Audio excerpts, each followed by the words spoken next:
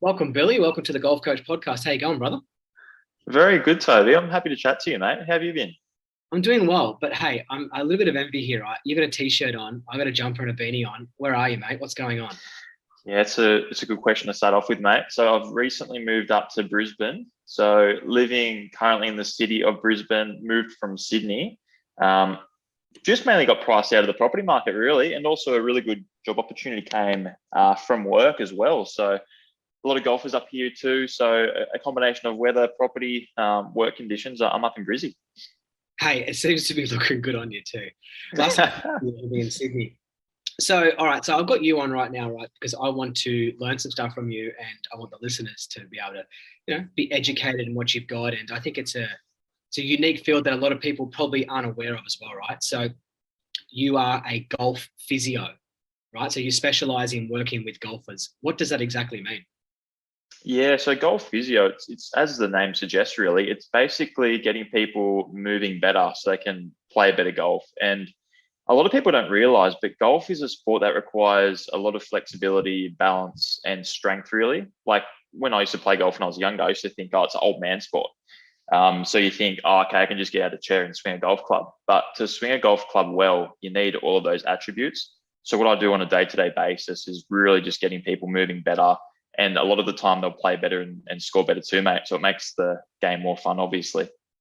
That does sound good. So tell me a little bit about what would be something, let's just get straight into it, the specifics of it, right? So you are a golfer's coming into you and they want to improve their golf game and their overall health at the same time.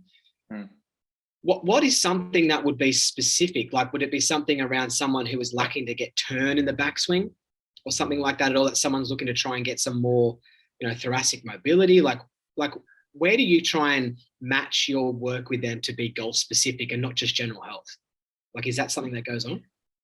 Yeah, and it's very different for very different clients as well. So I'll probably break it down into three sections. People that come in to see me. So number one would be they've got an injury related to golf. So it Yeah. might be very specific. For example, it might be golfer's elbow or tennis elbow or back pain, for example. So they typically come in with a presentation where they're like, look, I want to get this injury sorted. What can I do to prevent this injury and get it better? Secondly, they might come in just with overall stiffness and they think that golf physio can help their game. So it's very much a general flexibility guide, or it could be the last part, performance. So like you say, they might just want a bit more shoulder turn. So it's really about assessing the client, what their goals are, and then sort of getting into the meat and potatoes of it. And it might be similar for you with golf coaching, mate. Someone might just say, hey, Toby, I want to get my swing better. Or they might say to you, hey, Toby, how does my wrist angle look? So Mm. would you say that's similar in your field, mate? People might come in with different thoughts and opinions. Yes, definitely. Definitely. I think a lot of the time I've got to offer a lot of clarity to the student because they've spent a lot of time sourcing information in regards to where they think their issue is coming from. So Yeah. they might think that it's due to this is their issue. So a lot of Mm. people will come sit on the teaching team with me and they'll say, oh, Toby, my wrist angle this, my right elbow's doing this, left knee's doing this. And I go, well, what about the ball flight? You haven't even told me what the ball's doing yet. So how about you tell me what's going on with the ball flight strike, and then I'll work out if those problems that you have noticed might actually be causing the issue that you're actually having. So that's kind of how it works with me a lot of the time. And I'm offering a lot of clarity. When someone comes for a golf lesson who is in a bit of trouble, they have been in that trouble for a while. So they've been sourcing a lot of information for a long time. And I'm guessing similar to you, they probably haven't just got a little niggle and thought, oh, I better go see a golf physio. It's probably been hounding them for a while, right? 100%. And it's about, again, what are their goals and what's their pain point? That's a big sort of word I try and think about a lot is why is this client coming to see me? So I had a client, let's go into like a case study just briefly. He had left wrist pain and he's been having it for months, like 2 or 3 months. He can't play golf because of it. And he came in specifically for that. So that hour session was really just zoning in on that left wrist. What is he doing? But it came from him. It wasn't from his wrist. It was the fact he couldn't get into a side bend position because he was really tight through his upper back and through his hip. So because he couldn't get into side bend, he was rotating his wrist at impact a lot. So we tidied up his upper back and all of a sudden he could get into this really nice position where his wrist was really stable. versus it was rotating and getting into this really weird position. Okay. So again, it's what's their pain point, and like you with your coaching, mate, they might come in with this preconceived thought, but we're educators and we're also communicators too, aren't we? That's true. That's true. So what you were talking about there with that student, right? So he's a right-handed golfer, and his left wrist was sore.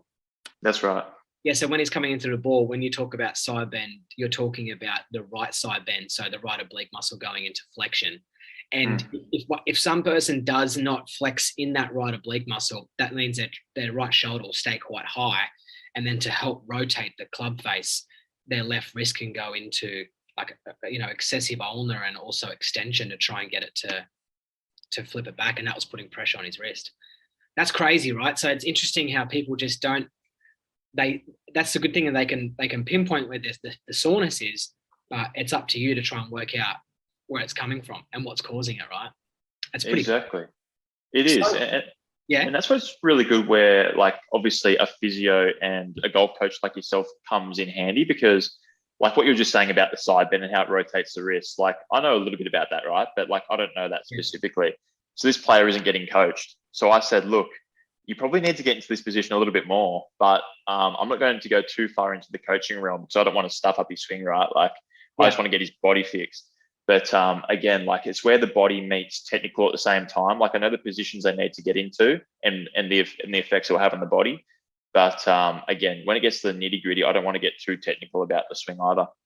Yeah. And so tell me a little bit about physical limitations within certain players that come to you, right? So with the golfers that are coming in, do you notice a big difference in how a lot of the people can actually move? In terms of their performance? Yeah, I guess so. Like, for instance, do you run like a screening test on them at all? Yeah, 100%. Like the first thing I typically do with a golfer, they'll come in and I run the basic TPI screening. And there is a little bit of given to that. Like the TPI screening isn't the best thing in the world. It's a good starting point, but I'll typically do that. It takes me about 20 minutes and it'll give me a really good overview in terms of how someone moves. Yeah. And there's typically a few big things I look for in terms of that test. Like the key ones I look for is hip internal rotation on the lead side. So that's going to be left side for a right-handed golfer. I look at upper back rotation and I look at shoulder external rotation as well. Do you want me to go into those movements for the people listening? Or yeah, I definitely want to know about the upper back rotation. So you're talking about thoracic mobility, are you? Yeah, that's right. So if someone has their hands across their chest now listening, it's just them with the ability to turn left and right. So ideally when you're doing that, you want your hips facing forward, your knees facing forward, and you want to be able to separate your upper back and turning 90 degrees. So your sternum's pointing 90 degrees of where your legs are. Yeah. And do you find with that, I know for myself personally here, talking selfishly, I reckon my movement to the left, for me being a right-handed golfer, so when I'm doing that exercise, moving to the right, I feel like I'm quite flexible, but moving to the left, I don't have as much mobility when doing that exercise. So trying to keep my pelvis steady, so I'm turning against it. Do you see a certain trend amongst golfers in regards to that mobility, or is it just 50-50 each way? I would say it's very much like you, because a lot of golfers are trying to really get into a good position in their backswing. They're trying to rotate a lot. And when it comes to the follow through, they almost forget about the upper body. They're really focusing on hips a lot of the time. Unless you're Adam Scott, like he's a great example where he gets through it, like he's fully rotated in his backswing. But I think a lot of people don't really think about that too much. So the upper back will just probably naturally get tighter. You're not thinking about it as much. And also you're using so many muscles around that rib cage and around that thoracic spine. So after a while, they might just start to get tighter to that one side. And you know what, I was thinking about this the other day, Billy, literally the other day when I was just, I just swing a golf club wherever I'm walking around the streets. I'm just like swinging just into thin air. And I was noticing that my mobility and my follow through, I definitely wasn't getting as far enough around. And I went deeper into my thinking around, even my training in the gym myself or exercises that I'm doing.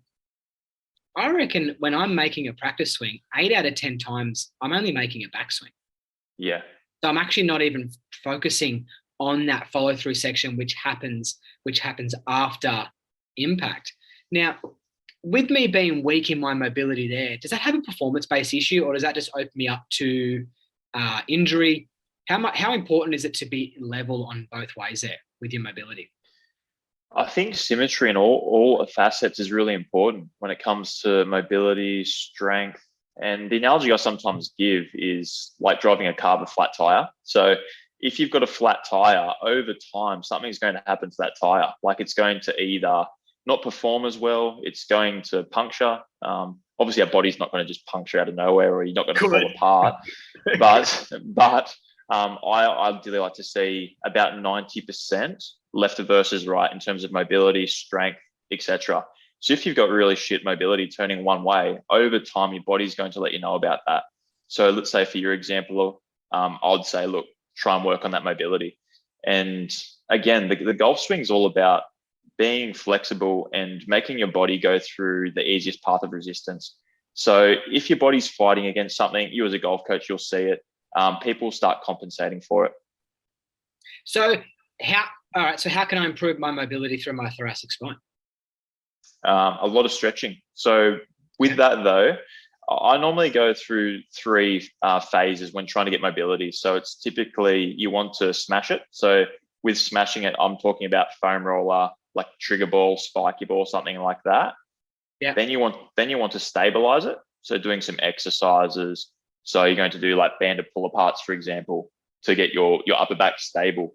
Yeah. So lots of pulling exercises. So like things that pull your lats or your back upper spine into flexion. Like really. Yeah. Yeah. 100%. So that would be the stabilized component. And then lastly, it will be a strengthening component. So again, you could do stuff like lower back rows. You could do those pull aparts with a heavier load to really get your back strong. Because look, if you just line a foam roller every day for a couple of minutes, it will feel better for probably a day or two, but then those same mobility issues will creep back. So Billy, I could not agree with you more there. And that has only come into my life through trial and error. For years, I have been rolling around on a foam roller for years and years on the floor watching the football. And I always thought about just loosening and opening up certain areas, but never realized, through my studies, we've spoken a little bit about it, but in regards to strengthening certain areas, because some certain areas are loose, some certain areas are too tight, and to actually strengthen that area, for me now, I'm more pain-free than ever just through doing more exercises. And I'm very limited. I very rarely stretch these days, but I'm just doing a lot more strengthening type of stuff, and I'm completely, not going to say completely pain-free, but I'm a lot better off than what I was before. So that strengthening, I think, is really important, isn't it? Oh, so important. And I just want to give one example about like tight hamstrings. Like a lot of my clients will come in, whether they're golfer or just, I have some general population clients as well. They'll come in and say, Billy, my hamstrings are so tight, mate. And I can do as many massages in the world, but they're going to keep on tightening. So I think if they can get into a good squat position and strengthen their hamstrings, they're going to find that their hamstrings are more flexible. They'll feel a lot better. And look, I don't personally stretch my hamstrings. I just do like a lot of squats in the gym, and my hamstrings have never felt better. Like they're free, they're strong. So like you say, it's a big strength-based component more so than just mobility itself. Mate, you just saw me there, right? Squats saved my life. I think a lot of us who are listening, right? A lot of us who are listening right now and learning from you, we're sitting down, right? So sitting down, your pelvis is obviously not tilted in a great direction, but you're also, your glutes aren't turned on, right? They're completely not turned on, and your hamstrings are being pulled, And so when your glutes when you haven't been working them and they get loose, they get loose because they haven't got any strength in them, then it pulls upon the hamstring, and the hamstring feels like it's pulled really tight, right? So for me, strengthening up my glutes had softened the stretch that was required from the hamstrings. And I will never leave the gym without doing glutes or hamstrings. That's my little takeaway thing, like 20 squats, 20 hamstrings on the hamstring machine. All right. So beautiful. Okay. So let's keep moving. Right. I'm into that. So thoracic mobility, what do you think about potentially swinging the golf club left-handed for a right-handed golfer? So swinging in the opposite direction. Do you think that offers any value? 100%. Yeah. So I've learned quite a bit from Matt Green, who works on the PGA Tour as a golf physiotherapist, and he talks about it quite a lot.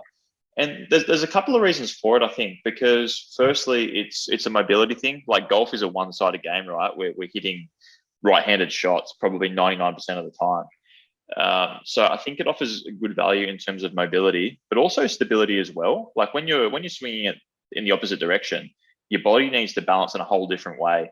And also, lastly, it's the deceleration component too.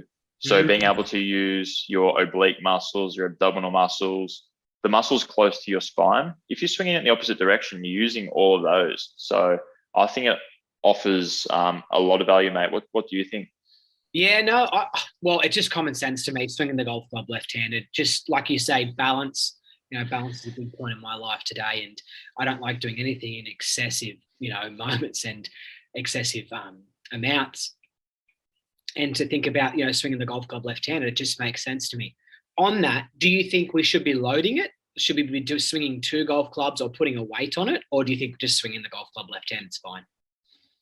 It's a good question. I haven't thought heaps into that, whether you're loaded or not, but I'm a big believer in the speed training programs by Super Speed Golf. And I know that Sasha McKenzie has the speed sticks as well, or the speed stick, the stack system.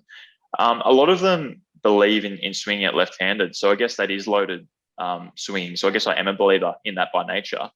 And again, it's probably for those same reasons. It's giving you a good stretch, stability, and it's giving you that balance. So I guess in answer, yes, I believe you would load it too. Yeah. And yeah, well, now you talk about that speed, right? Let's transition into hitting it further because, if you follow me on Instagram, you know that I'm not a big fan of people wanting to always try and hit it further without a stable golf yet. But, everyone wants to hit it further. It's sexy. It's cool. It's not sexy to hit a nice little bump and run. It's sexy to hit, right? And to the point where, everyone wants to hit it 300. Even though no one actually really does. So to me, right, there's a few components to hitting the ball further, right? To me, a lot of golfers start looking at club head speed a lot instead of looking at ball speed a lot of the time, but that's another topic for other coaches. But with generating more club head speed, there is quite a few components to help us do this, right? So you've got the right golf club, you've got the right golf coach, you've got the right training, you've got the right mobility, and I guess the right training and actually putting in the work. One thing I've often spoken to people about, like physios and golf coaches have a very similar job where you're giving exercises, I'm giving exercises. And if your clients actually did the exercises, not like only 5% of them do or whatever, then they would get a lot better, right? And the same thing with golf coaching. I think a lot of people believe that I'm going to fix them on the teaching tee, where I'm just essentially giving them the tools to get better, right? I'm actually giving them their information, their training guide on how to take their game to the next level by themselves or under my guidance, if through the skills program or whatnot. So if someone comes to you and they want to hit the ball further, right, which I'm sure you hear that a lot, where do you start? Where does this all start? Yeah, it's probably important to note first that going on a speed journey, it's a process, right? Like it doesn't just happen at a click of the fingers. And my first things first is they need to be safe in doing so. And there's been a lot of golfers, it's been documented, even Bryson, for example, has hurt his wrist. You need to make sure your body's ready for it. So a golfer comes to me day one, they say they want to get speed. I've got a client in Brisbane that was that exact person. He said, I just want to get faster. I don't care what I shoot. I just want to put on 10 miles. And I said, okay, let's check your body out. And he moves like crap. So I said to him, we need to work on your shoulder, your hip, this and that before you start to get speed. And just him by nature of making him more mobile, he's quicker. So that's first thing first. They need to make sure they're mobile. They need to make sure they've got to be able to move in a certain direction before they can add speed to that, right? 100%, because if they move like shit and you add speed into it, it's just adding shit on top of shit. So you want to, I agree. You just want to make sure that they've got the movement down packed first, and then it's looking at all these other factors. So it's looking at their strength, their ground reaction forces. So I guess for me, I've got a bit of a system. So in summary, it's looking at their mobility, looking at their swing positions they're getting into, and then it's trying to maximize that with good training. So doing the right lifting techniques and the right speed training protocols. So, all right. So let's talk about, you spoke about mobility there. Yeah. What's a certain, I know every single person is individual, right? To their, each subject is individual. How much, let's say, upper body rotation are you looking for, or pelvis rotation? Are you looking just to increase every single person? But what do you think is a bare minimum, or, what are you trying to look for, and in how much are you measuring it? 100%. Yeah. Like I think if it's not measured, it's not managed well. So I like to say to a golfer when they come in, here's the benchmarks I want you to get to. It's great as a motivator for a client. It's great for me to know if my stuff's actually working. But let's say the upper back rotation test we're talking about earlier. So if they've got their hands across their chest, keeping their legs facing forward, I want them to be able to rotate 90 degrees. So their sternum is pointing in the opposite direction. The second rotating to the right 90 degrees. That's number one. And also hip mobility is a massive one as well. So if I'm standing up and if I'll lift my knee towards my chest, I want my foot to basically rotate. So if I show you here, you might be able to explain it better than I can. But I want their foot to rotate 45 degrees. Okay, so what you're doing there is you're kind of just standing up. You've lifted one of your legs up to your thigh, I guess, being parallel with the ground. That's right. And then from there, you're moving your foot in either direction there. So that is a hip, and so you're moving that foot laterally and getting that kind of swirling action there. So that's an actual hip mobility exercise, is it? That's hips. That's right. So what about the difference between hip mobility and pelvic turn? It feeds into each other, right? Because your hip's connected to your pelvis. Yes. And I think the hip's the main driver, to be honest, because if your hip doesn't rotate, the pelvis will need to do a lot more in terms of compensation. And there's a lot of research to suggest that if your hip mobility sucks, your increased likelihood of back pain goes up quite a lot, like quite significantly. So again, if your hips don't move well, your pelvis and your back needs to compensate. Yeah. And one of the things as well, just like for the listener, in regards to where I see injury can happen, and we do see it a lot on all the tours, there's a big discussion around Michelle Wee and these types of golf swings. Jason Day had a very similar issue where you're asking the upper body there. So you're asking the upper body to turn 90 degrees, right? If your pelvis, for instance, let's just measure the pelvis area, so the belt line or the hips, as some people might measure it as well. If that is not turning 45 degrees at least, and you're trying to turn your upper body 90 degrees, you're putting a lot of pressure on that, right? And there's got to be a break point. So that's the reason why we love to see the lower body move, and its importance to help you get more turn with the upper body, but also to allow the arms to work in the right place as well. So to move that, so to kind of move into that, like that hip and that pelvic rotation there, to get the pelvis to move, we want to see it move 45 degrees. So turning in a circle, I guess, is a good gauge, isn't it? 45 degrees. That's right. And so what we're looking for is to achieve that, we need to have a change in knee flex. Yeah, that's true, right? Yep. Yeah. So your lead knee needs to probably double in flexion, and your trail leg. So for the right-handed golfer, the left knee needs to double, I guess, in flexion. And as the right hip is going around, the right leg is going to extend. That's what you'll see as an outcome of that moving. Essentially, yeah. Yeah. And then for me, like for people listening who are trying to get a lot of hand depth in the backswing, which is, the hands going around their body in the golf swing, which kind of does stay in front of their body, but you need to be able to turn that right hip further around, right? To be able to get that hand depth. And that's something that slicers could find themselves with, right? 100%. So what do you see if someone comes to you, right? So for speed, right? Okay, so we've got speed, we've got mobility. So we've got to be able to move correctly. And then what's the next part of the training for speed? Part of the next training. So once they're mobile and they're moving well, I look for strength. So I'll test a lot of different joints. I'll test typically their hips, their shoulders, just to make sure it's all even, right? Like I'm just baselining everything. So it's not uncommon for someone to have double the strength on one side for no apparent reason, whether it's an old injury from when they're a kid or because they sit in a certain position all day. So it's making sure everything's perfect in terms, or very close to perfect in terms of balance. And then we look at the training itself. So a lot of speed research is based upon ground reaction force, like how you use the ground, like how hard can you push into the ground with your legs. So that's what we're working on. And also it's rotational velocity as well. So how fast can I turn? And speed is basically the distance traveled versus the time. So, so that's it in basic physics. It's a game of physics, really. So around that, we're doing a lot of exercises to target A, again, ground reaction force, and B, that rotational velocity.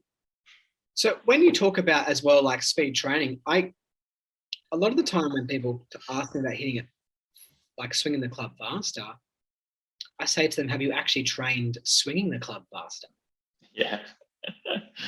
So true. Like you can go lift, you can go do 3 reps on a bench, right? Lifting, doing chest work or whatever. But is it explosive enough? Like what's going on? What should we be doing to try and create faster? And that's where you're seeing the speed sticks or the stack system, where it's training people just to swing faster. It kind of just retrains the muscles to work in a certain direction, because let's face it, right? Us adults, especially us listening to it, when was the last time we did anything fast or explosive? Not really, not since we were kids, right? So we haven't actually trained ourselves to move that way. And I'm as slow twitch as they come. Thank God for a visual Instagram, because no one can see my little 110 meter 7-irons that I'm popping. Oh, mate, I'll send you an IG, mate. Sure, there's a couple of 250 drives in there. 1.5 speed. You've got to speed it up, as my friend Karen says.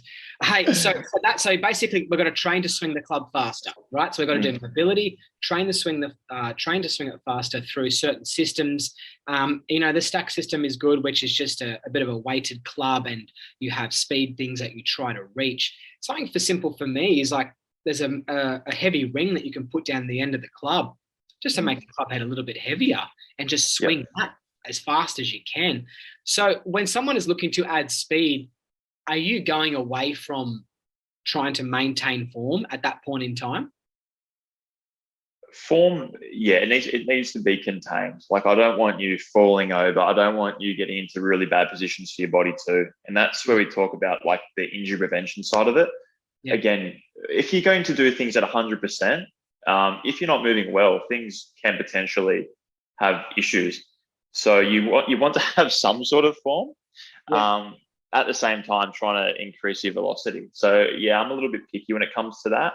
And that's where, again, that physical preparation comes down to it too. So if I'm making sure they've got mobility and strength, it really decreases the likelihood of those issues too. All right. That's good. It's good to know. Let's move on. I want to talk about another topic area, right? Yeah. Right. I've just dropped the kids off at school. I've raced to the golf course. I've avoided having a Mars bar. I avoided the chalky milk. I've just smashed a long black. I've got 20 minutes, right? And let's look at it from just a physical point of view. Let's not talk about the golf warming up from a technical point of view. What should I be doing prior to hitting my first tee shot? Yeah, it's a great question. And this day and age, right? Like, I understand everyone, or most people are quite busy. We've got jobs, we're working a lot. People have got kids. So we haven't got an hour to prepare for golf, like in mobility standpoint. So like, I'm not dumb. Like, I understand it. Like, I want everything as quick as possible too. So I've developed a golf warm-up guide where it gives people a number of stretches to do. Each stretch is about 30 seconds, and it just covers the main movements of the body that you want to prepare for. So I've tried to cover the major joints in the body, so you can just get prepared for golf. So it includes the upper back, the hips, the shoulders, the wrists. So to answer your question, essentially, you want to just take each of the major joints through full range of motion before you play. Okay. And so what you're suggesting there is this isn't a non-static stretch. This is a dynamic type of movement, is it? Or what type of, say I've got 5-10 minutes. Am I on the ground on a towel doing some movements, or am I swinging the club? What should I be doing from a broad spectrum? I understand each subject is different. Yeah, like I've made this as easy as possible. Like, being a physio, you get so much kickback. Like, people don't want to do an exercise because you're on the ground or because you need a band. Like I've made this as easy as possible. It's quick. You can do it anywhere in the world. You can do it with your golf club. A lot of the stretches in the program are with a golf club. Yeah. So they're all very easy. It's dynamic. So you're not sitting on your ass doing a stretch for a minute. And again, like I said, you're going through the motions like you're about to do the golf swing. And that's my biggest thing as a golf physio. People come and see me and they say, look, the first 6 holes, mate, I played like crap. I was so stiff. So this is the answer to that. Like you want to get off to a good start. And if you're a good player playing off, single digits, or even if you're a mid-handicapper, you haven't got 6 holes to get ready. Like you want to be going from the get-go. So I've been there as well myself. Like I want to start from the get-go on a good front step. So that's the answer, getting your body moving. And I tell you how important it is as well, Billy, from like a golf coach point of view, right, is your mindset as well. So if you've got off to a poor start, and even if you're blaming yourself being stiff or your body not moving properly, your mindset obviously starts to change. You can go into defense, or you can go into, I'm having a crap day, I'm actually not swinging the club very well, my timing's out. When realistically, what could be the problem is that you just haven't warmed up properly. You haven't got yourself ready. And all of a sudden you get to the 7th hole and you've got a 180-yard carry and you're thinking to yourself, oh God, this might not be good. And that's all due to the fact of yourself not preparing properly, right? Yeah, exactly right. And I'm a big believer in success leaves clues, right? And I've worked recently on the Australian PGA Tour just for a tournament. And I guarantee every single golfer there was doing something before they played that was working on their body to get them ready. So we had a massage room set up where they'd come in for a treatment session with a physio and the chiro. And you'd see all these golfers lying on the ground, had their foam rollers, had their bands. Yeah. Some of them were doing it standing up, but everyone's working on their body because they understand that their body needs to function from that first tee shot. Well, what's swinging the golf club? Sorry? What's swinging the golf club, right? It's the body, right? Exactly right. So again, if you're going to the first tee box, you've just dropped the kids off, you've had your first cup of coffee, and you haven't had a hit in the net, so you haven't done a movement. You're going to play pretty average, I'd say, in the first number of holes until your body starts to warm up. And not only just the flexibility, there is like a neurological component. Like when you hit the golf ball, your body's learning again.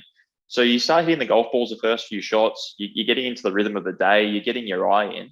So there's so many reasons why you need to be doing something before you play.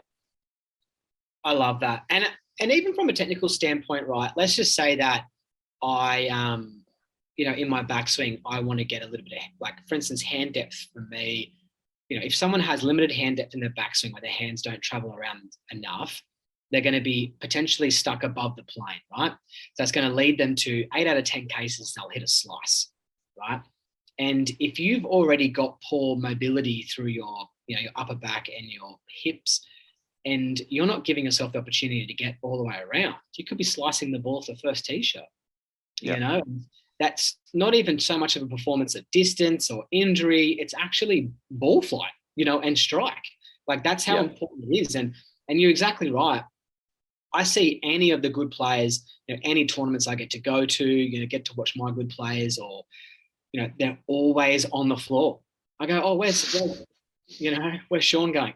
Oh, he's in the locker room. You walk in the locker room, you can't get around.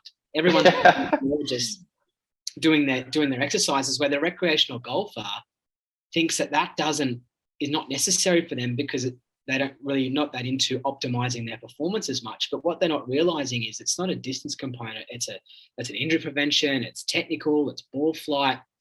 Neurological, like you talk about, and it's also gaining that confidence to be able to move well. You move well. You feel good.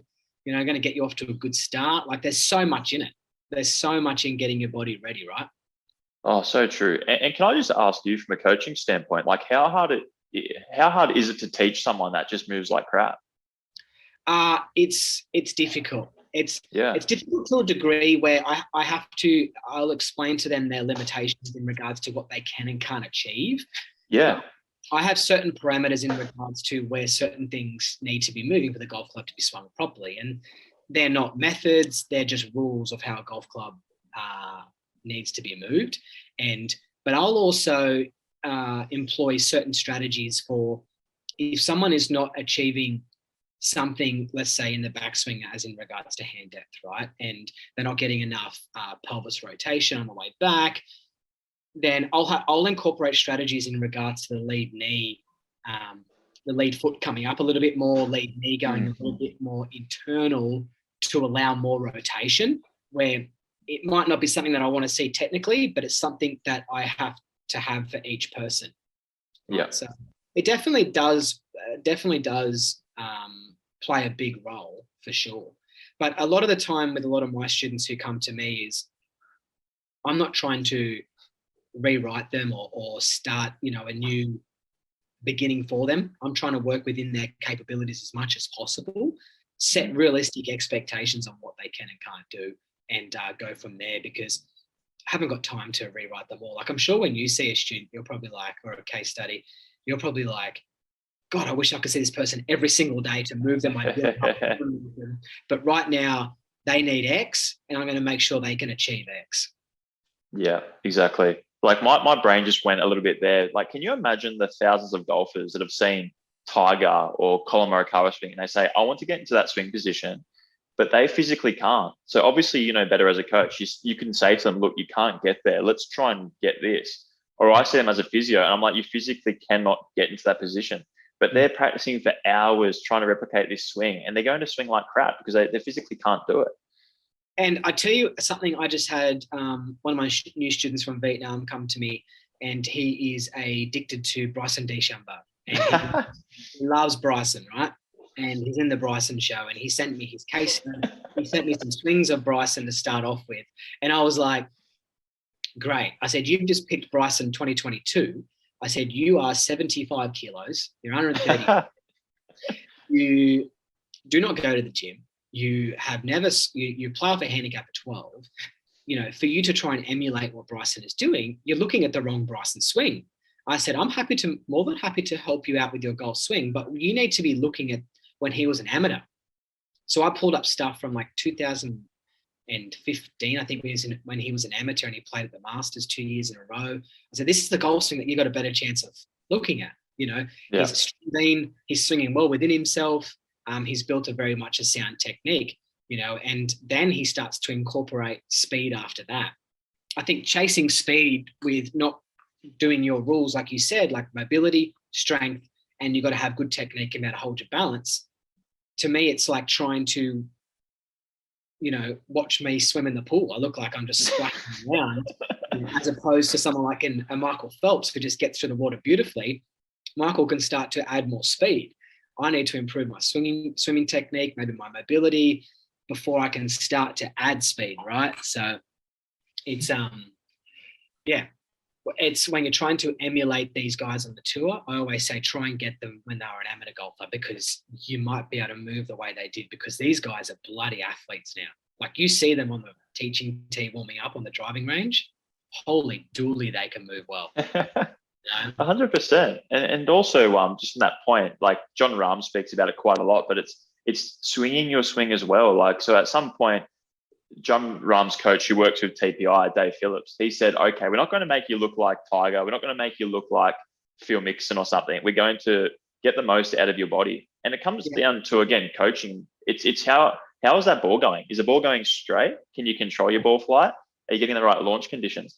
So you want to make your swing obviously technically good, but at the same time, you want to make sure it's functional and you can move well. So again, the looks of a golf swing is a whole different topic, isn't it? Oh, yes. I think we can get very much away from look. And a lot of people look at the tops of backswings, and you got to take it down to impact, right? You got to work 100%. out, what can I change these conditions at impact and to boost this person's performance, and what needs to happen. It might not be the Adam Scott looking at the top of the backswing. It might not be the John Rahm's, left wrist in a whole lot of flexion. We've got to work out what this person has got, because I think right now, you look on the PGA Tour, there is more unique, funky golf swings than there is pretty golf swings. And you use the term function there. So function, a functional golf swing is really important. And I tend to look through all the bullshit of what people can see from a nice, perfect standpoint, and I can see how things are moving. And I'll say to someone, you've actually got a really nice golf swing. Just X is in the wrong spot. we need to move this into this position and you'll be actually quite good. You know? Yeah. 100%. So tell me about the person listening, right, about wanting to, you know, catch up with you and see you, right? A golf physio, a lot of people, I know, for instance, for me, that when I go see people like a physio or whatnot to try and get some help, I go there when I'm in too much pain, right? I don't go there when I'm looking to boost my performance. How important is it, and how much, you know, if someone can come to you who is in reasonable health, feeling quite nicely, just wants to boost their performance, you know, how often do you get those types of people? And, you know, how much beneficial is that to the person as well, not just coming to you an injury? Yeah, it's a great question. And look, it's becoming more and more prevalent now because the golf fitness industry, it's growing hugely. And look, I need to thank partially Bryson DeChambeau for that. And I need to thank all the PGA players now because they're all looking more like athletes, right? 40 years ago, you could get away having this average looking physique. You could be decently strong, but you really relied on your technique. Whereas now a lot of the guys are becoming more and more like athletes. So players are starting to switch on to that. They're reading the cues and they say, maybe I do need to do something about my body. And they'll type in on Google golf fitness. So my page might come up, for example. So firstly, it's becoming more popular. So that helps my business quite a lot. But also statistically, there are so many gains to be had. So I'll bring up Matt Fitzpatrick, for example. So since 2019, he's put on 20 yards on his drive, average distance. And when you calculate that in shots gained per round, he's gaining 1.6 shots per round. So Wow. US Open, for example, he's gaining 6 shots over that tournament compared to where he was in 2019. So tell me what other golf products can do that? What other driver head can do that? What other shaft can do that? And that's just his body, right? So I don't want to sell myself too much, but working on your body is probably one of the better investments you can make. I'm a big believer in invest in your body, invest in your mind, and obviously invest in your technique. I think obviously golf equipment's going to help. I invest in good golf clubs, but people are really letting the fitness fall to the wayside. Oh, mate, it's 100%. That's in all facets, right? People look for a quick fix solution to what they think is going on. And what we're seeing right now is some certain types of marketing that this stuff can help reduce your slice. This stuff can help reduce, add more speed. So the human goes, you know what? I'm going to go buy that because that's what I want. Where someone says, you could actually go do this training for 6 months for 20 minutes a day. People are like, oh, I'd rather buy a driver. So that's where we're kind of also heading as well, right? And I always say my answer to when people ask about buying new clubs to improve their performance, I go, it can, but if a shit driver goes and buys a new car, there's a shit driver. Or if I go buy new gym gear, am I any fitter when I buy the new gym gear? No. I just look better in new shiny gym gear. So it's important for me that, that we invest in ourselves and just for longevity in the sport, to feel good and to be able to move well. And us golfers, we know how to hit the ball. We can hit it, right? We can hit it. We got good eyes. We got good hands. We've done it, millions of times. So, if we've been trying technique for a while, why not try and look at, getting the body fixed as well, or upgraded to a degree. And on that as well is a lot of people don't know what it feels like to be actually healthier and moving better because they haven't been there before.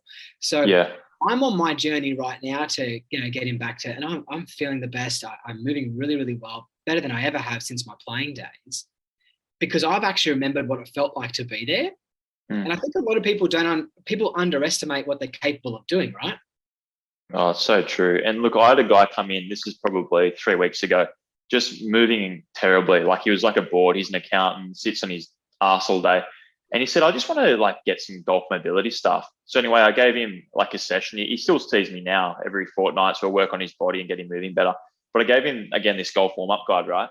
And he came in the next session. He's like, oh, it's pretty amazing, isn't it? How you can move a lot better and play better. I said, yeah. And he said, oh, I had my best score on the weekend. And I said, I said, okay, that makes a bit of sense. And just because he can use his body better, he's getting into better positions. I haven't changed his golf swing. I haven't done anything, but his body's just more comfortable. He's playing well from the get-go. And it's typically the response I get from a lot of clients. Like when they move better, they feel better, they play better. And look, if you don't play better from doing golf fitness stuff, at least you're improving your general health.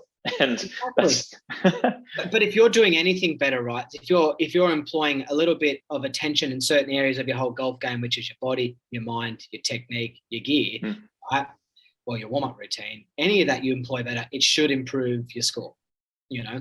It should improve your score. But a lot of people have reached their maximum capacity with the technique or whatever, and maybe looking at going to the body.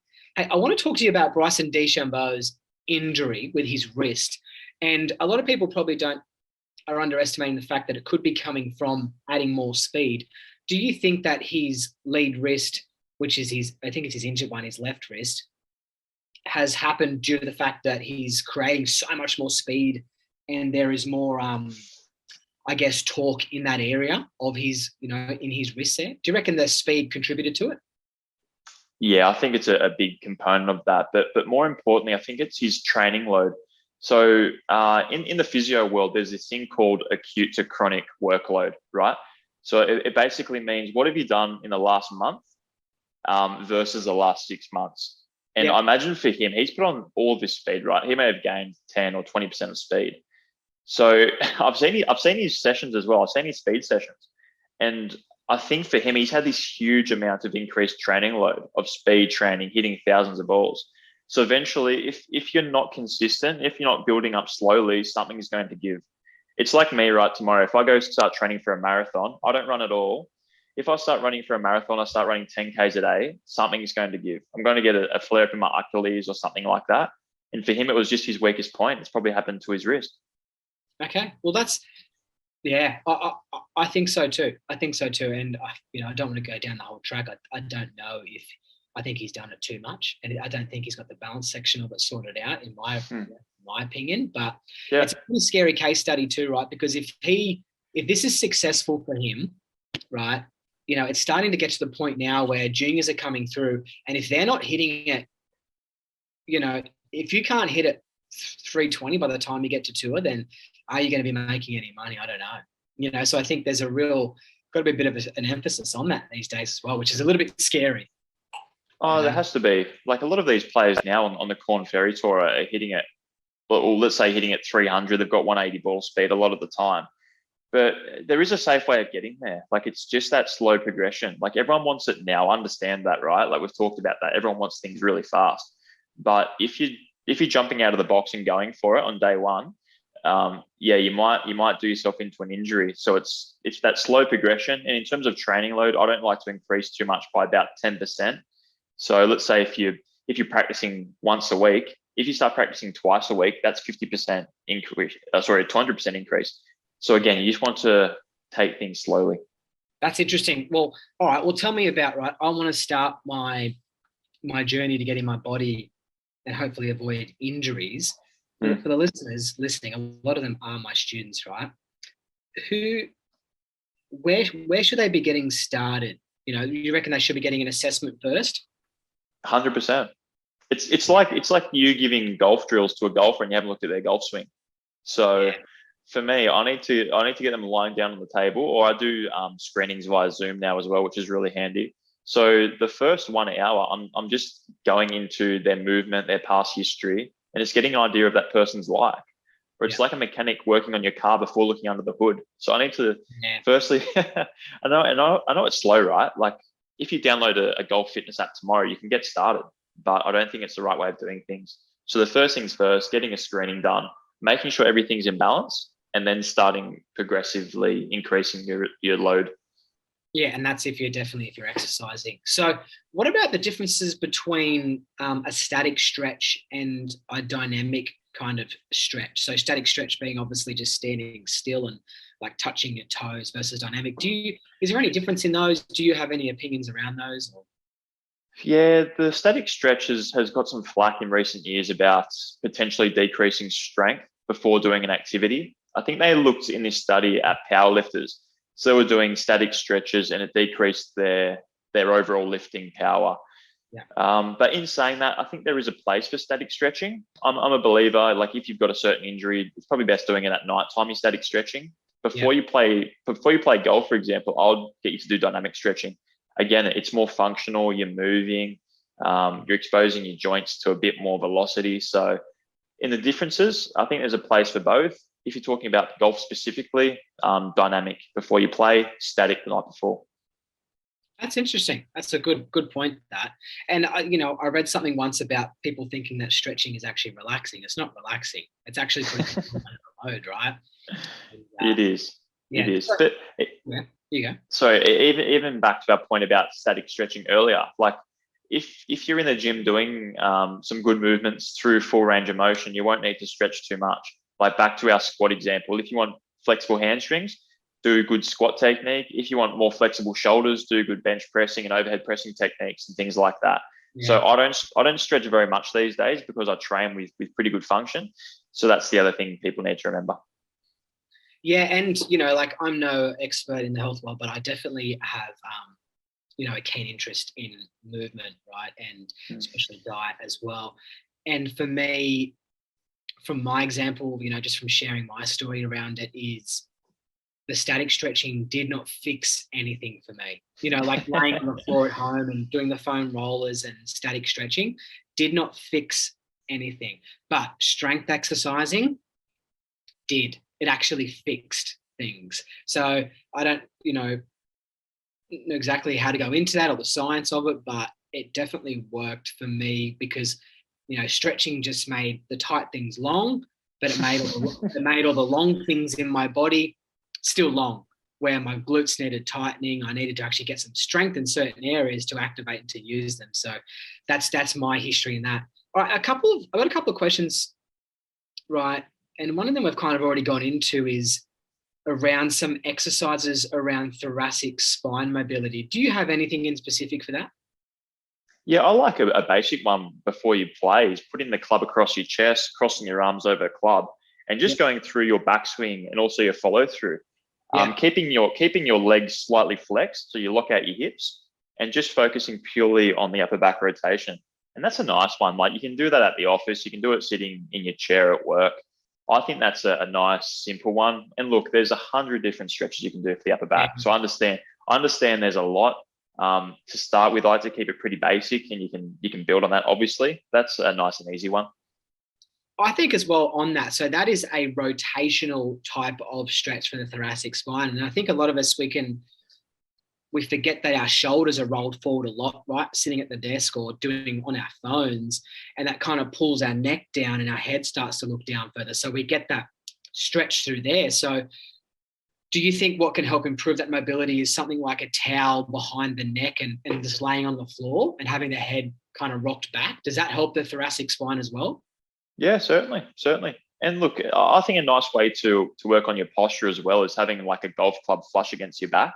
Have it against your backside, and it should pretty well line up on your backside, your upper back, and your neck. If you find that your head comes off your club quite a lot, you're in that forward posture that you're talking about. And like you say, there's a lot of drills they can do. They can lie on a towel, like you suggested. They can stand up against the wall throughout the day to keep an eye on where their posture is. There's a lot of things you can do around that. I would find today that, I'm very big on posture because I think it gets everything aligned, from just a health point of view, gets everything firing correctly. There's not a whole lot of stress on certain parts of their body. And I think if you're, I think a lot of people, would you believe their head is tilted forward these days? 100%. And I think when I talked to you on my podcast earlier, like you mentioned how you were getting, I think, some neck pain. Yeah. And until you started to work on your chest and sitting a bit more upright, your neck pain started to decrease. Yeah. So 100%, mate. People are driving, we're texting, we're on laptops. So we're all in this position where we're rounding forward, where, again, the chest muscles will naturally get shorter and the muscles on the back of our neck are trying to pull us back in the other direction. So this tug of war tends to happen. And the pattern I see quite a lot in the clinic is the chest gets really strong and tight and the back muscles get really weak and long. So, again, it's finding that balance. So to help with that thoracic mobility, I guess as one more exercise on that, could that be just putting your arm up against the wall and then twisting a little bit? So standing up to the wall to try and open up your chest area? Love it. Yeah, I give that all the time. And a nice one I like as well. So if you're walking into a doorway at the moment at home, put both your hands above the doorway and just lean into that. So it's going to stretch your upper back. It's going to stretch your lats under your arms. It will stretch your chest. But yeah, I love exercises that just really open you up, and you're basically doing the reverse of what you're doing in sitting. So I Yeah, think that's a really easy one. and that kind of takes us back to that argument, or that what we were talking about before about swinging the club left-handed and just kind of rebalancing us, right? For instance, for me, being an online golf coach, I can sit down in this position that we're talking right now, like on the laptop here. I can be here for 7 hours a day, so I need to try and reverse that, in the amount of period of time that I've got. Otherwise, I'm going to end up with that kind of granny thoracic from a standing point of view. Which is all right over the golf ball, but not necessarily just from standing. So that's good on thoracic. Okay, I guess we've kind of nailed that one there. I got a random one here from one of my players from he's English, who lives in South Korea, not North Korea. He's actually a biomechanic foot person. I can't remember the word. It's kind of crazy, his job role. But he talks about a standing desk. What do you think about a standing desk? Do you think it's beneficial to be using a standing desk for long periods of time, or what's your thought on that? Yeah, I like them. And again, going back to our point about posture and sitting in this rounded position, yeah, it's not ideal. Like, I've looked at quite a bit into the research around this. The biggest thing with posture and neck pain and back pain is the length of time that you're sitting for. So what I say around standing desks is probably go between the two throughout the day. So stand for half an hour, sit for half an hour, because sometimes the complaint I get with people with standing desks, all of a sudden their feet start to hurt. So if they're standing for 8 hours a day, of course, your feet are going to feel pretty annoyed. So I like them for sure, but my advice would be just try and change between the two positions.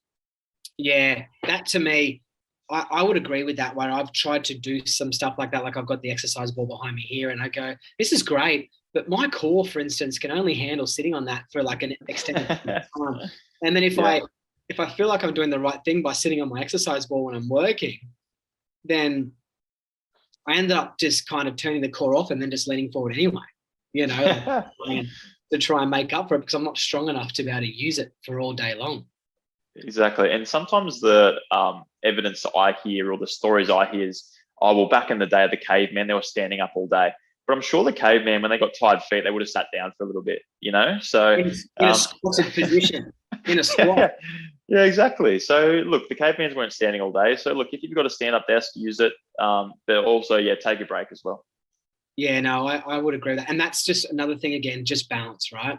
Yes. Just balance. And if we're swinging a golf club, if we're doing something in excess, or if we're training in excess, or if we're sitting for an excess, we need to try and do the opposite of it. I said to you before coming on the podcast, I slept for 11 hours last night because my body just asked for it. I went to bed at 7:30 as soon as I put my thumb down. And that's another thing, right, is listening to your body and not arguing with it. I think I was listening to something the other day where, if you want to go to the toilet, you should just go to the toilet. Where some people are playing video games and they go, oh, go in 3 hours. If you're hungry, you should eat. If you're tired, you should sleep. If you're sore, it's your body telling you that you should be potentially looking at trying to help that out, right? And we should listen to our body. And the only way we can listen to our body is just being honest and sitting still as well, and listening to what's going on and not trying to fight it. Oh, mate, so true. And I read a book a little while ago. It's called Be a Player. I'm not sure if you've heard of that, by, I think it's Leah. I'm going to get the names wrong. Lynn Marriott and maybe Pia Nilsson, but two female coaches.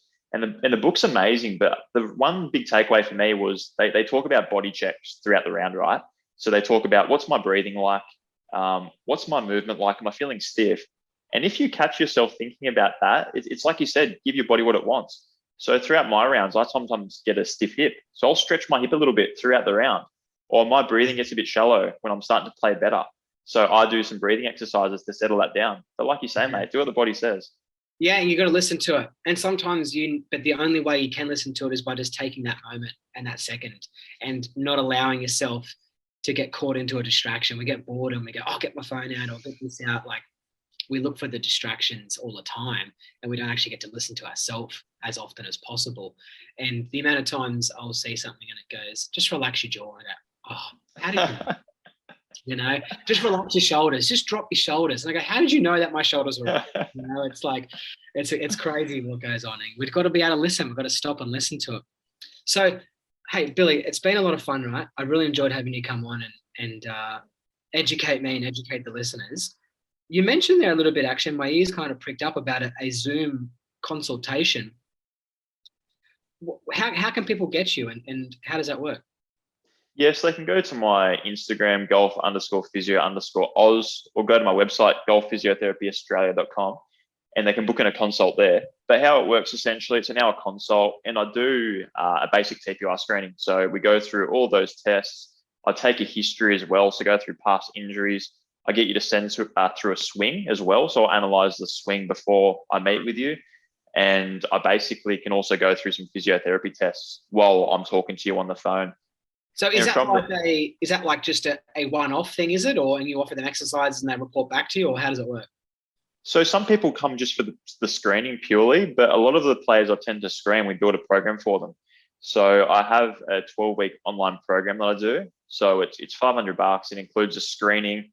It includes a 12-week program, and it includes monthly check-ins as well. So we'll do all their testing. We'll meet in a month. We go over their tests again, see where the improvements have been made, and then we just adjust the program. And it's great. Like, I've had people from different states jump on it. I've had people local jump on it, but it's a really good value add. And it's hard to find golf physios. Like, there's a few of us, but it's hard to find them. So people, again, can access me anywhere in the world or anywhere in Australia and get access to good care. And you said 500, that's 500 AUD, not USD. AUD. And look, I've made an Instagram post about that. Like I think it's pretty cheap. Like, I'm biased, right? Very cheap. But you can buy a driver for $1,000 these days quite easily. And talking about Matt Fitzpatrick before, if you improve your body, you can get so much out of it. You can improve your scores quite dramatically. And again, like I said, you're going to improve your general health if you're exercising, if you're moving better, your mental health. So I think it's pretty good value for money.